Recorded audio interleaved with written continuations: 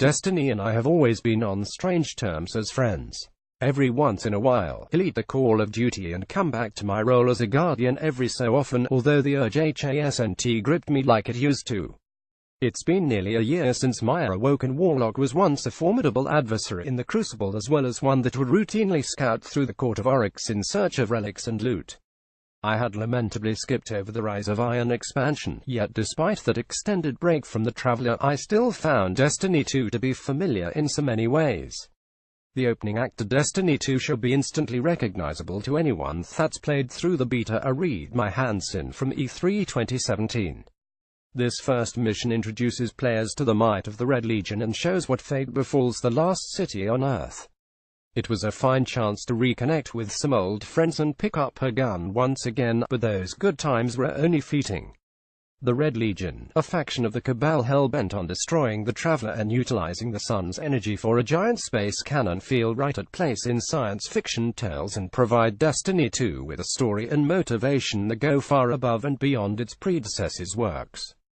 It isn't long before my guardian is stripped of the Traveler's light and left to die on the Earth's landscapes. No ghost, no sparrow, not even a gun to defend himself. This slow opening does a wonderful job immersing the player into the desolation of the world left behind after the Red Legion came, and is notably accompanied by one of the single best orchestral pieces in the entire soundtrack. Bungie's efforts to have Destiny 2 open with such a somber beginning really nails drive forth the premise that hope is but a fleeting memory in the world of Destiny 2, and the light that once filled Guardians and their ghosts with a magical energy that can bring them back from the dead is all but lost, leaving the Guardians of Earth and the surrounding galaxy with one life left to live. When you can finally get a gun and defend yourself against the beasts patrolling the Earth's landscape, players are introduced to the farm, Destiny 2's primary social hub, instead of the last city. For that, Destiny 2 showcases the usual trappings that players should recognize from the first game. Your trio of Guardian leaders, ps4, Zavala, and Ikora, each confer missions upon the player early on and act as the backbone linking Destiny 2's story together. For much of Destiny 2's story, players are focused on traveling across the galaxy and getting the band back together per se. Those three Guardians that once served as mentors and loot bearers within the tower from the first Destiny title have been scattered across the galaxy and presumed dead. Naturally, it's up to the only Guardian that still lives within the Traveler's light to bring them back together in order to fend off the Red Legion and save the galaxy once more. Destiny 2's story jumps about from planet to planet, only lasting a few missions in each place before jetting off to another, giving players a grand tour of the galaxy in a set of new environments completely separate from the previous game's locales. Each of Destiny 2's planets feels separate from one another, and there's going to be a lot of treading ground as players seek out the various activities beyond just the story missions. Since Destiny 2 aims to be as much of a social experience as the previous title, just about every activity can be tackled either solo or with friends, or even complete strangers, with the public quests that crop up on set intervals. Having a proper map system around this time helps attract these various events and also illuminates some of the hidden treasure chests to hunt down. Bungie's signature level design is on full display for Destiny 2. Environments that players traverse through in the open world are routinely present in Destiny 2's lengthy campaign and features a fine mixture of open-world encounters, platforming puzzles, and of course, the obligatory vehicle segment as part of the story's climax. There's no better moment in the story than stealing a heavy Goliath tank and bringing the pain to the Red Legion, all the while having ps4 chatter over the comms begging for one of his own.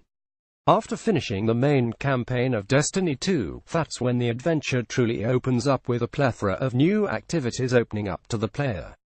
Planets that might have been stripped of their campaign missions still have plenty of side activities hidden about that can be unlocked as the player increases the power level and aids the various citizens around the galaxy. Entire new missions types, such as patrols and meditations, give players randomly generated missions on the open worlds or revisiting old story missions, respectively. To hit that elusive power level cap, no longer referred to as light, of 350, players are going to need to grab a few friends and tackle these missions in seek of legendary and exotic engrams. Due to how the itemization has changed for the better in Destiny 2, nigh anything the player picks up has the potential to be an upgrade. Loot is based upon the player's potential power level and gear in their inventory, so you won't have to put on your highest level gear anytime you're decrypting engrams.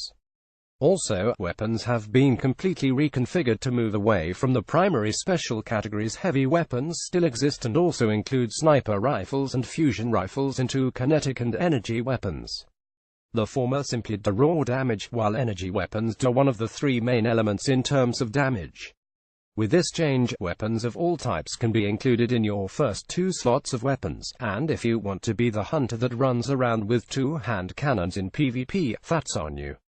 Weapons also no longer require leveling, with all of the perks and upgrades available from the start, although to infuse a weapon, you're going to need to feed in another item of that same class, hand cannons for hand cannons, helmets for helmet, etc.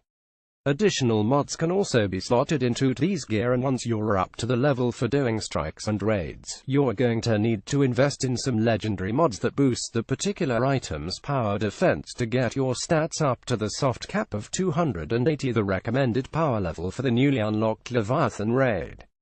If you've played through the group raids of the first Destiny, or even MMOs like World of Warcraft and Final Fantasy XIV, a similar experience can be found for players that want to experience a challenge unlike anything else in Destiny 2. Set upon a Cabal ship known as the Leviathan, the first raid for Destiny 2 is expansive with an entire secret area set upon the underbelly of the ship and mechanics too. Each boss encounter that goes above and beyond anything else in the Guardian's adventure. Each of the raid bosses in the Leviathan raid features a different set of mechanics and range anywhere from a Japanese game show to a stealth mission with 2 Guardians guiding a team of 4 through a misty valley of roaming Cabal warhounds. After nearly 10 hours this weekend, I nearly completed the Leviathan raid, save for the final boss encounter, not due to a lack of effort but rather some mechanics that our fireteam kept getting stuck on during the latter phases. I'm a bit shocked that Bungie decided to bring such a mechanically dense raid as the first major activity for the new guided games feature, and will pray for the groups that attempt the pleasure gardens for the first time. Yes, Destiny 2 does offer microtransactions in the form of Eververse's bright engrams that can provide exclusive ships and sparrows, dancer modes, and other cosmetic goods. The bright side to this is that after the player reaches 20, every subsequent level of EXP also provides a bright engram. In about a week, I had already earned close to a dozen bright engrams for free, giving a number of dancers and emotes that I didn't have to spend a penny on. Now if only I could find that ramen eating emote I saw someone use in the Crucible. So many of the cryptic and strange mechanics from the first adventure have been streamlined in Destiny 2, giving both new and returning players a fresh experience within the Traveler's Light. The gunplay is still among some of Bungie's best, and while I might not be as strong a contender in the Crucible as I was in the first game, I still came away from each match either praising my team for their teamwork or making a list of the exotic weapons that kept killing me over and over and giving myself a goal of new weapons to seek out. While only a legendary auto rifle, the origin story was top on that list until I got one for myself, and there's a very good reason so many people use it in competitive PvP for the damage boost on sequential kills. Destiny 2 is one of those rare experiences that continues to surprise me the more I play. While I wish that more carried over from my years with the first game, my awoken warlock had a good reason to start from the beginning and work his way up to a truer badass than he once was. From the opening moments to long beyond taking out the head of the Red Legion, there's so much new and refined content that no players should walk away from Destiny 2 wanting more. Whether you're in it for the PvE content and raiding weekly, or rolling with a fireteam in the Crucible and hitting the top of the PvP ladders, there's something for everybody. This is simply Destiny at its very best, and you're going to want to bring some friends along for the after party. Reviewed on PlayStation 4, code provided by the publisher. You can buy it on Amazon.